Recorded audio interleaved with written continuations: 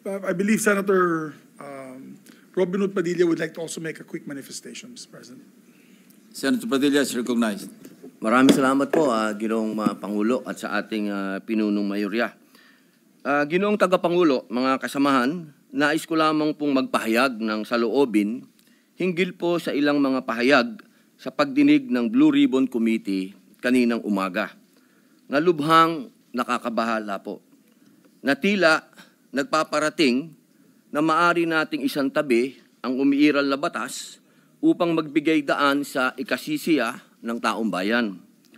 Bagamat lubos ko pong nauunawaan ang pangingibabaw ng kalooban ng taong bayan, meron po tayong mga demokratikong mekanismo upang isakatuparan ito.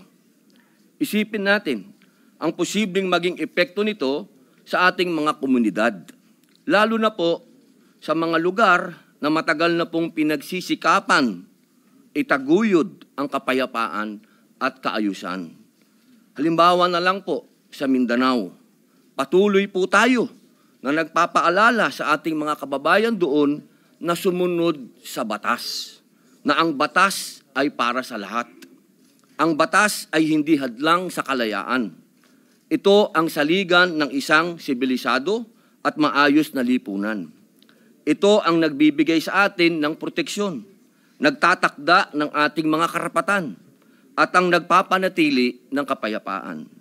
Bilang mga mambabatas, tayo po ang dapat na unang tagapagtanggol ng batas, hindi ang unang lilihis. Hindi din natin dapat ipagsapalaran ang tiwala ng mamamayan sa ating mga institusyon at makibahagi sa pagpapalabo sa hangganan na tama at maling gawi sa tuwing may matinding suliranin na sumusubok sa ating diwa bilang isang nasyon. Kaya buong puso po akong nakikiusap, nananawagan sa mga opisyal ng pamahalaan at sa mga kasama po sa kapulungang ito. Hindi po pare-pareho ang sitwasyon natin. Hindi po pareho ang Luzon sa Visayas sa Mindanao. Meron pong mga katulad natin na umiikot sa mga liblib na lugar at nagpapakilala po ng batas na dapat sundin. Napakalulungkot po kung ganito ang ating pagbibitaw ng mga salita na we can bend the law.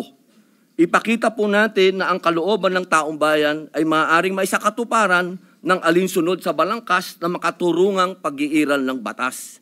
Yun lamang po. Maraming salamat po. Thank you, Senator Padilla. Senator Erwin Tulfo is recognized. Mr. President, the distinguished colleagues, just want to make a point of manifestation. I was the one who said this morning that sometimes we have to bend law. We don't have to.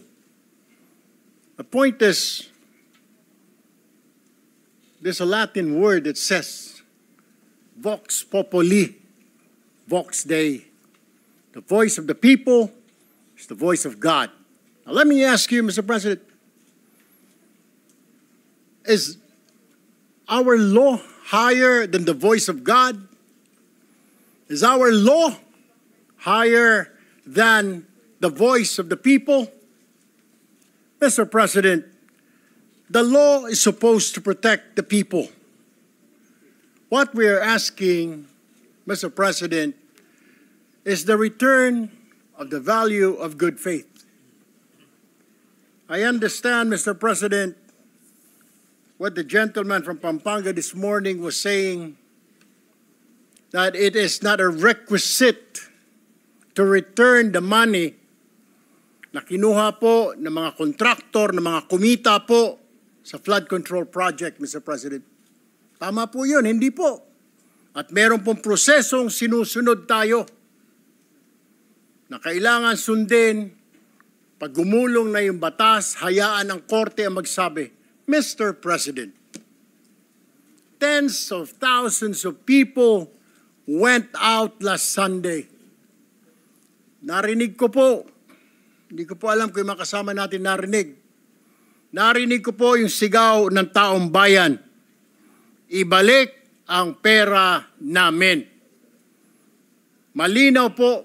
And I was asked by a reporter, by an interview, your comment I said the message is loud and clear, Mr. President. Ayusin natin sa gobyerno ang ating mga trabaho. Iwasan pong mahulog sa korupsyon. The people are demanding that these people, contractors, DPWH officials, including politicians who made wealth, kumita po sa flood control, na kung maaari isoli nila ang kanilang ninakaw sa bayan. And I think that is the right thing to do. Ang problema kasi, Mr. President, kung susundin natin ang batas, alam naman po natin ang pagdinig sa ating bayan ay buwan at taon ang inaabot. Baka pagdating po sa dulo, wala na pong makuha ang gobyerno sa mga taong ito. My only point, Mr. President, is the people were asking, the people are demanding. Isole yung pera na ninakaw sa kanila. Meron po tayong batas. True enough, Mr. President, I don't disagree. There is a process. May proseso, tama din po. Paano naman po yung sigaw ng taong bayan? How can we pacify the clamor, the anger of the population, Mr. President? I have no answer. My only answer, Mr. President, is isoli po ninyo ang inyong ninakaw. No ifs and buts. Ang sinasabi lang po ng DOJ, kakausapin po nila ang mga taong ito. Kung pwede, isoli. Wala naman pong sinabi ang DOJ. Ito ang batas, bawal po, kailangan ninyong isoli yan. The DOJ, the Secretary himself said, they will ask, but they will not force them. Depende, mas mabuti raw kung kusang loob nilang isurrender yung pera, Mr. President. Wala naman pong nagbabawal sa batas na magbalik ng ninakaw. There's no such thing. And alam ko pong meron tayong process, we have procedures. But my only point is, Mr. President, whether I'm right or wrong, I stand to the wishes of the public, of the Filipino people, ibalik ang perang ninakaw sa kanila. Period, Mr. President. Thank you, Mr. President. Thank you, Senator Erwin Tulfo. Senator Padilla is recognized. Opo. Ginoong Pangulo, napakaganda po ng mga punto na binitawan ng ating hinahangaan na si Senator Erwin Tulfo. Ngunit, alam niyo po, meron pong historical injustice na nangyari sa mga Bangsamoro. Kung ang usapin po natin ay sisingilin natin ang inang bayan sa mga utang nito sa Bangsamoro at hindi natin padadaanin sa batas, para saan po yung BARM law? Mapupunta na lang po kami sa gulo. Mapupunta na lang po ito sa paniningil na hindi. Kailangan magbayad. Kailangan ngayon na. Kailangan po dumaan tayo sa proseso. Ang atin pong saligang batas ay malinaw na nagsasabi na may due process. Kung argumento po natin, makikinig tayo sa sinasabing ngayon na. Teka muna po. Marami pong maliligaw. Katulad po ng mga kasama nating artista, halimbawa, sinasabi nila, kung ganyan, wag na tayo magbayad ng tax. Paano po ang gagawin natin? Papayagan po ba natin na mga artista ngayon wag na magbayad ng tax dahil yun ang boses nila? Yun ang voice of God? Yun ang voice of the people? Ang gusto ng mga tao, lahat ng tao ngayon ayaw na magbayad ng tax. Dahil sa nangyayaring ito. Ang gusto ko lamang pong linawin, Ginoong Pangulo, tama po, naniniwala po ako na ang tao'y galit na. Dapat lang po silang magalit. Marami nang talagang ghost project, ang dami na pong nangyayaring ito. Pero sana po, intindihin po natin din yung mga kababayan natin sa malalayong lugar na humahanap ng hustisya. Madami pong mga kababayan natin, katulad ng mga katutubo, na humihingi din po ng hustisya yan. Pero dinadaan po natin sa batas ang pagnanakaw sa kanilang mga lupain, ang pagnanakaw sa mga mineral resources nila. Pero lagi natin sinasabi, may batas tayong dapat sundin. Paano kung isang araw gusto din nilang ng anarchy? Gusto din nilang magkagulo? Gusto din nilang lumusob sa Malacanang, pumunta ng Mindiola? Yun po yung mga bagay po na dapat po natin ding isipin.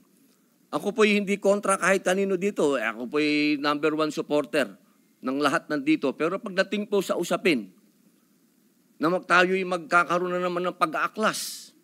20 taon na po ako sa Mindanao.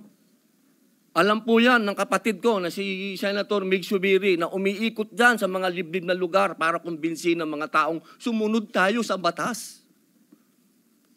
Yun lamang po, mga senador tayo. Gumagawa tayo ng batas. Ang batas kailangan sundin natin tayo mismo. Yun lamang po, wala naman akong gustong sabihin kundi yun lang. Maraming salamat po. Senator Erwin Tulfo is recognized. Mr. President, just last point. Hindi po kahit kailan nagnakaw ang Bangsamoro. To tell you, kung mga kasama po natin, 20 years na pong nag-ikot sa Mindanao, ako lumaki po ng Mindanao. I've been to Hulo, I've been to Basilan, I've been to Tawi-Tawi, I've been to Marawi. Maro nga po ako magsalita ng Tausog eh.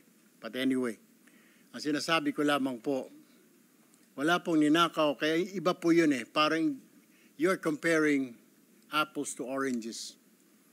Yung Bangsamoro po, hindi po nagnakaw, kaya yung sinasabi na kailangan kasuhan or something, hindi po eh. Ang sinasabi ko lang po, ito'y malinaw, na yung sinisigaw po ng mga kababayan natin ni Sole.